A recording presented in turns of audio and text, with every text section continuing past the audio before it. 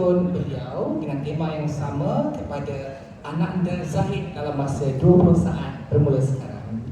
Kanda, Dinda, tepuk amai-amai belalang kupu-kupu, bayar duit aku yang semakan sapu. Dengarkan Lain sikit ya.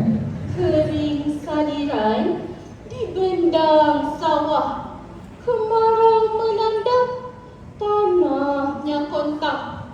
Bayar kemudian, dek dambakan mewah. Hematnya apa? Penganggur berhutang.